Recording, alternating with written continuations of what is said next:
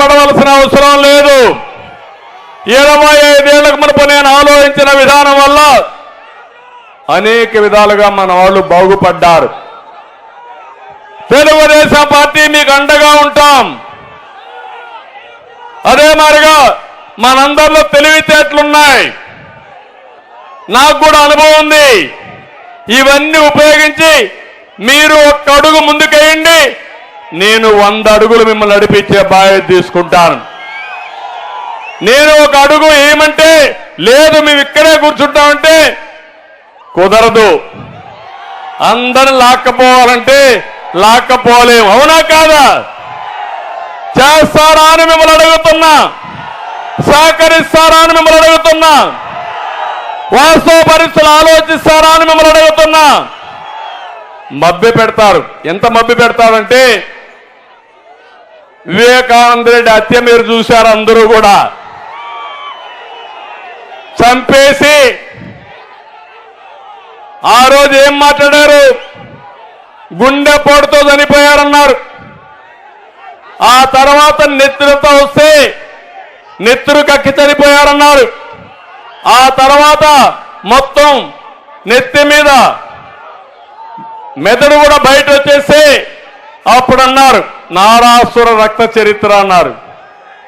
CBI వద్దన్నారు, కోర్టుకు వెళ్ళారు. కడాన గవర్నమెంట్ వస్తానే సింపతితో ఏం చెప్పాడు ఆ రోజు? మా నాన్న లేడు, మా బాబాయి కూడా చంపేశారు, దిక్కులేని బిడ్డ అయిపోయా, చంపింది ఆయనే, దిక్కులేని బిడ్డగా చలామణి చేసి సింపతి తెచ్చుకొని కోడి కత్తి డ్రామా ఆడి ఓట్లు సంపాదించాడు. ఇప్పుడు ఏం చేశాడు? కోడి కత్తులు చేసిన సీను జైల్లోనే ఉన్నాడు. పాపం 5 ఏళ్ళు అయిపోయింది చేయని పాపానికి. కత్తితో గీకితే 5 ఏళ్ళు జైల్లోనే ఉన్నాడు. ఇంకో పక్క ఈరోజు మీరు చూస్తున్నారు, సొంత చెల్లెలు కోర్టుకెక్కితే వాళ్ళ తండ్రి మీద ఆవిడే హత్య చేసినట్టు లేకుంటే ఇంక తప్పు చేసినట్టు ఆవిడ మీద కూడా కేసులు పెట్టించే పరిస్థితికి వచ్చాడు. నిన్న మొన్న వాళ్ళ సొంత చెల్లెలు వేరే పార్టీలు చేరితే దానికి మనల్నే తిడుతున్నాడు. అంటే మీ ఇంట్లో మీరు సరిగా చేసుకోకుండా దానికి కూడా మమ్మల్ని విమర్శిస్తే ఇది ఎక్కడ న్యాయమని అడుగుతున్నా. ఈ వ్యక్తి మనస్తత్వాన్ని ఒకటి గుర్తుపెట్టుకోవాలి. అన్ని తప్పులు చేస్తాడు, నేరాలు చేస్తాడు, ఘోరాలు చేస్తాడు. అవి ఎదుటి వ్యక్తుల మీద నేరాపణలు చేస్తాడు. అంటే ప్రతిరోజు నోరుందని, పేపర్ ఉందని, టీవీ ఉందని అడ్డదుడ్డంగా మాట్లాడే పరిస్థితి వస్తుంది. మీరు ఒక విషయం చూడండి, ఎన్నికల ముందు అమరావతి రాజధాని అన్నాడు, ఎన్నికలైన తర్వాత 3 రాజధానులు అన్నాడు. 5 సంవత్సరాలు రాజధాని లేని రాష్ట్రంగా ఈ రాష్ట్రాన్ని తయారు చేసే పరిస్థితికి వచ్చాడు. మీరు ఒక విషయం చూడండి, ఎన్నికల ముందు అమరావతి రాజధాని అన్నాడు, ఎన్నికలైన తర్వాత 3 రాజధానులు అన్నాడు. 5 సంవత్సరాలు ఆంధ్రప్రదేశ్ లో ఉండే పేదవాళ్ళందరికీ అండగా ఉండడం, నేను ఇచ్చిన సూపర్ 6 కాకుండా మీకు కార్యక్రమాలన్నీ పెట్టి పేదరికం నిర్మూలన చేసే బాధ్యత, పేదరికం లేని సమాజాన్ని చేసే బాధ్యత నాదని మీ అందరికీ హామీ ఇస్తున్నా. జగన్మోహన్ రెడ్డి చేసే పని 10 రూపాయలు ఇచ్చి 100 రూపాయలు దోచుకోవడం. నేను చేయబోయే పని 15 రూపాయలు నిర్మూలన చేసే బాధ్యత, పేదరికం లేని సమాజాన్ని చేసే బాధ్యత నాదని మీ అందరికీ హామీ ఇస్తున్నా. జగన్మోహన్ రెడ్డి చేసే పని 10 రూపాయలు ఇచ్చి 100 రూపాయలు దోచుకోవడం.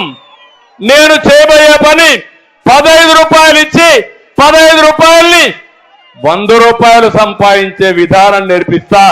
100 రూపాయలు 1000 రూపాయలు చేస్తా, సంపద సృష్టిస్తా, మీ జీవితాల్లో వెలుగు తీసుకొచ్చే బాధ్యత నేను తీసుకుంటానని చెప్పి కూడా నేను మీకు తెలియజేసుకుంటున్నా. ఇంకో పక్కన ఈరోజు నేను ఒకటే అడుగుతున్నాను మిమ్మల్ని అందరినీ, ఎప్పటికప్పుడు నేను కొత్త విధానానికి శ్రీకారం చుట్టాను. మీకు ఏ ఎమ్మెల్యే కావాలో ఉండే ఎమ్మెల్యేల పైన కూడా నా పైన కూడా ప్రజాభిప్రాయాన్ని తీసుకుంటున్నా. నా నియోజకవర్గంలో ఉండే ప్రజలకు ఒక IVRS పంపిస్తున్నా. నేను బాగా మీకు పనిచేస్తున్నానా, అందుబాటులో ఉన్నానా, మీ అభిప్రాయం ఏంటి, నేనంటే ఇష్టముందా లేదా అని IVRS ద్వారా అభిప్రాయం తీసుకుంటున్నా. దీనివల్ల సరైన నాయకత్వం వస్తుంది, బాధ్యత కలిగిన నాయకత్వం వస్తుంది, సమర్థవంతమైన నాయకత్వం వస్తుంది. దీనికి మీరు కూడా ఎప్పటికప్పుడు ఇన్ఫర్మేషన్ నాకు ఇవ్వండి. నా ఆలోచన ఒకటి, సామాజిక న్యాయం జరగాలి, అందరికీ న్యాయం జరగాలి. ఆ సామాజిక న్యాయం కోసం నేను ముందుకొస్తా. మీ అభిప్రాయాలు కూడా నిర్మోహమాటంగా చెప్పండి, తప్పులుంటే కరెక్ట్ చేసుకుంటాం. సమర్థవంతమైన నాయకత్వానికి శ్రీకారం చుడతామని చెప్పి కూడా నేను మీకు తెలియజేస్తున్నా. ఇది కాకుండా ఈరోజు మీరు చూస్తే OTS అని పేరు పెట్టి డబ్బులు వసూలు చేయడం, ఇలాంటి చాలా కార్యక్రమాలు చేశారు. నేను ఒకటే మిమ్మల్ని అందరినీ కోరేది, ఈరోజు కనిగిరి మహాసభ ద్వారా ఒకటే కోరుతున్నా, రా కదలి రా అనే కార్యక్రమం ఇచ్చారు. ప్రతి ఒక్కరి గుండె చప్పుడు చేసే నినాదం ఇది. ప్రతి ఒక్కరు కూడా ఆలోచించుకోవాల్సిన ఆలోచన ఇది. అందుకే నేను ఒకటే మిమ్మల్ని కోరేది, ఒకటే కోరుతున్నా. నేను ఇప్పుడు తమ్ముళ్ళు కసపుండు నేను ఇప్పుడు పిలిపిస్తున్నా, ప్రతి ఒక్కరు కూడా పిడికిలి బిగించి నేను తెలుగు జాతి స్వర్ణ యుగం కోసం అంటే రా కదిలి రాని గట్టిగా మీరు చెప్పాలి. చెప్తారా అని అడుగుతున్నా. ఓకే, తెలుగు జాతి స్వర్ణ యుగం కోసం రా కదిలిరా.